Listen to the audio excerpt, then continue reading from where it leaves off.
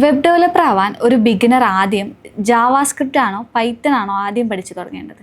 It's depends. അതിപ്പോൾ നമ്മൾ ഏത് ഫീൽഡിലോട്ടാണ് പോയി കുട്ടികളിത് പഠിച്ചിട്ട് പോകുന്നത് എന്നനുസരിച്ചിരിക്കും ഏത് പഠിക്കണം എന്നുള്ളത്. അപ്പോൾ ഈ പൈത്തണും ജാവാസ്ക്രിപ്റ്റും എന്ന് രണ്ടും ആദ്യം ഒന്ന് കഴിഞ്ഞിട്ട് ഒന്ന് പഠിക്കേണ്ട സാധനങ്ങളല്ല.